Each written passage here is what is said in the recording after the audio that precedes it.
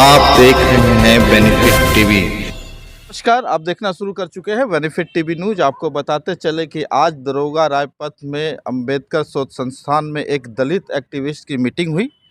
दलितों के लिए क्या कुछ हुआ, आज मीटिंग में हरिकेश्वर बाबू थे और साथ में चंदन पासवान, राजकुमार पासवान, शक्ति पासवान, प्रदीप पासवान, संजय वाल्मीकि जी, तमाम लोग यहाँ उपस्थित थे।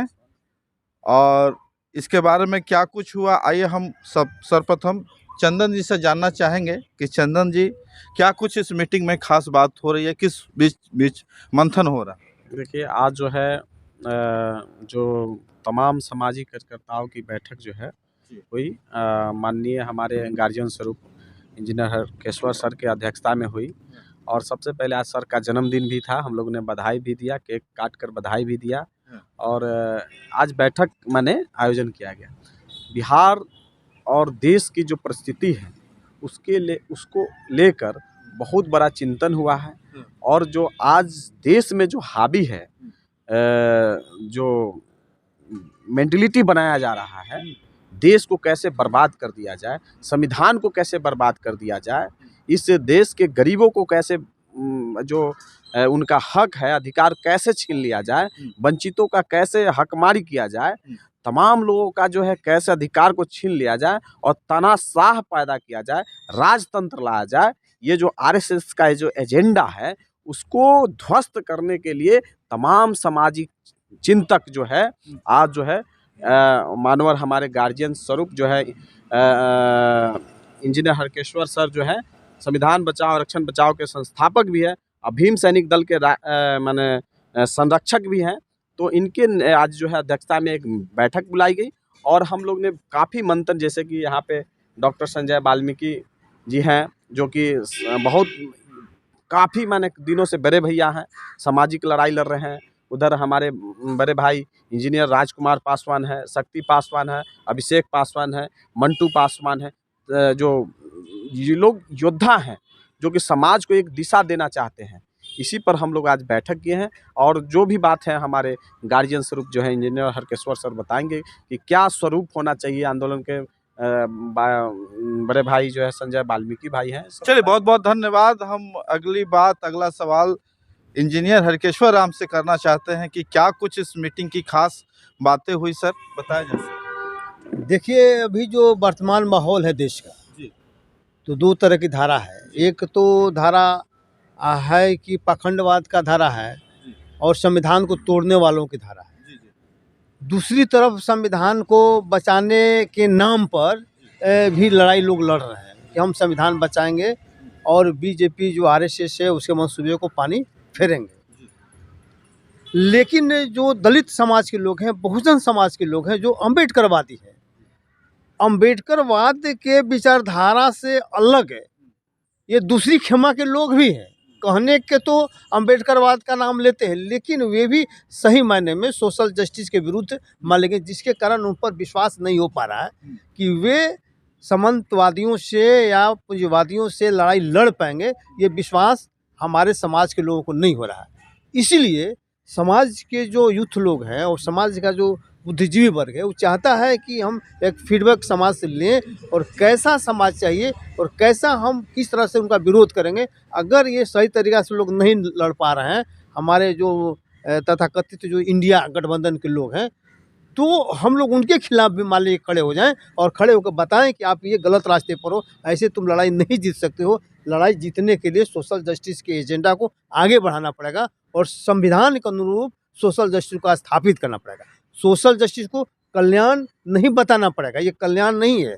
सोशल जस्टिस रोजगार का साधन नहीं है, सोशल जस्टिस गरीबी उन्मूलन कार्यक्रम नहीं है। इस चीज़ को बताना पड़ेगा और तुम सही मायने में संविधान के अनुरूप जब तक स्थापित नहीं होगा तब तक कुछ नहीं होगा। बीजेपी को हराना मुश्किल है, इसलिए हम लोग का मानना है कि बीजेपी को हराने के लिए सोशल जस्टिस को स्थापित करना बहुत ज़रूरी है और वो काम एक्टिविस्ट लोग ही करेंगे।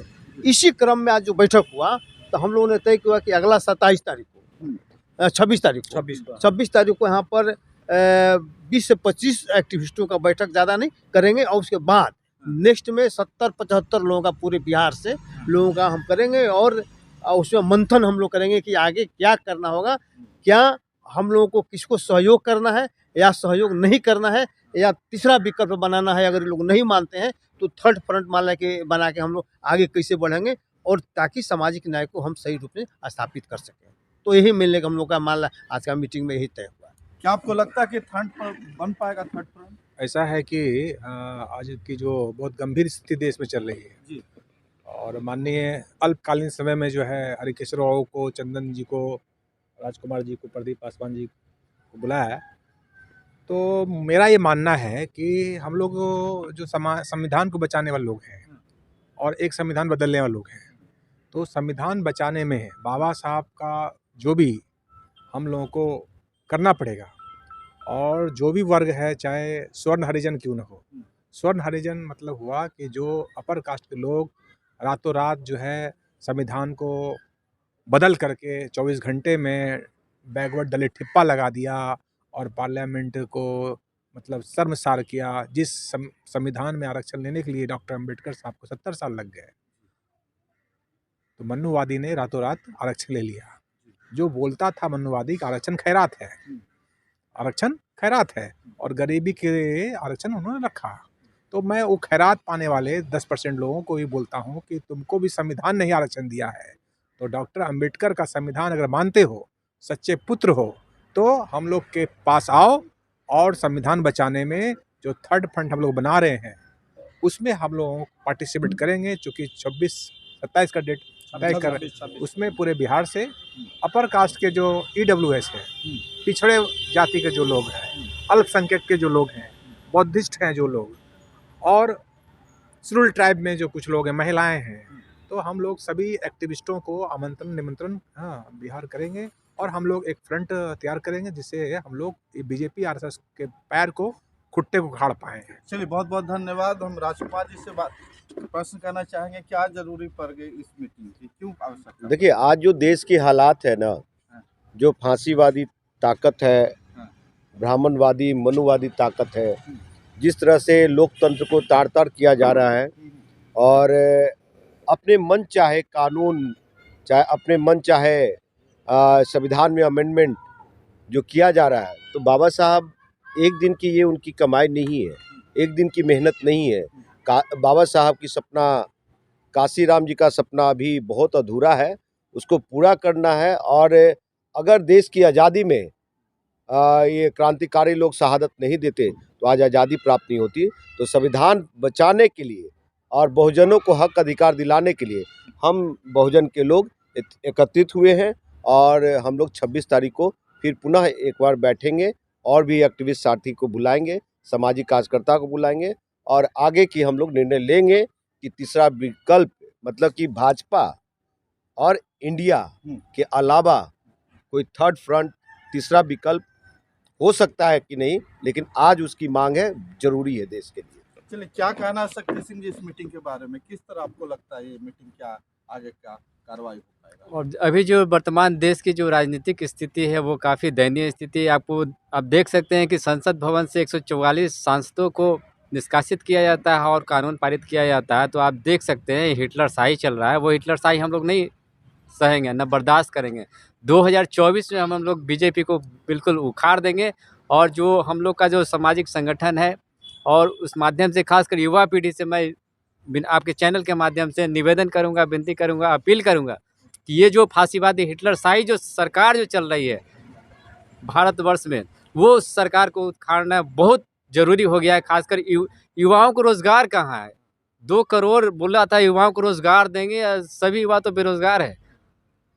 तो हम सभी युवाओं से निवेदन करेंगे कि बिल्कुल ये जो हिटलरशाही जो सरकार है इसको उखाड़ने की बहुत आवश्यकता है, और हमको थर्ड फ्रंट बनाने की आवश्यकता होगी। तो हम लोग थर्ड फ्रंट बनाएंगे, बिल्कुल बनाएंगे। और इसके हमारे गार्जियन, अभिभावक, इंजीनियर साहब के नेतृत्व में यह बैठक 26 तारीख को होने जा रही है, और हम लोग बिल्कुल निर्णय लेंगे उसमें कि आगे क्या रणनीति होगी। अब पूरे बिहार में एक-एक गाँव हम लोग घूमने का काम करेंगे, युवाओं को जगाने का काम करेंगे। जी, संविधान बचाने के लिए जो मीटिंग आप की, उसमें क्या कुछ कहना चाहते हैं सर? सबसे पहले आपको तो मैं धन्यवाद करता हूं, इस चैनल को, जो आपने हमारी आवाज़ को वहां तक पहुंचाने का काम कर रहे हैं। अभी जो आवश्यकता है, आप बोलिए कि पहले जो है कि आवश्यकताएं क्या पड़ गई है, क्योंकि इस देश में और इस बिहार राज्य में भी अनेक तरह के हमारे दलित समाज के प्रलोभन दे करके ऐसे लोग हैं कि हम लोगों से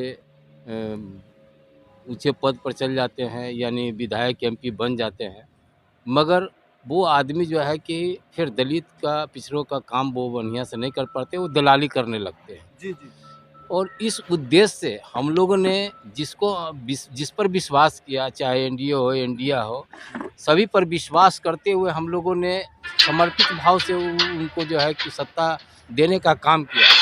मगर इन लोगों ने जो छल कपट हम लोग के साथ में किया है, आज उसी के लेकर के आज हम लोग इस तरह का एक माहौल, एक थर्ड फ्रंट के लिए एक हम लोगों ने एक बीड़ा उठाया है कि हम लोग इस तरह से छलवे के साथ हम लोग न रहें और एक अलग फ्रंट बना करके हमारे हरिकेश्वर जी के नेतृत्व में जो है हमारा एक फ्रंट बनेगा और पूरे एक गांव, पूरे प्रत्येक जिला में जा कर के, प्रत्येक गांव में जा कर के लोगों को अपना विचार देने का होगा और समाज कैसे उत्थान करेगा इसके लिए हम लोग संघर्ष करेंगे।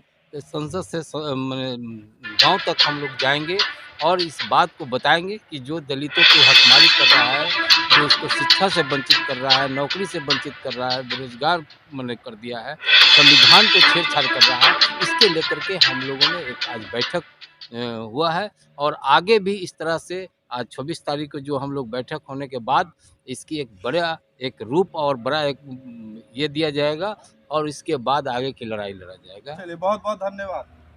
आप देख रहे हैं बेनिफिट टीवी।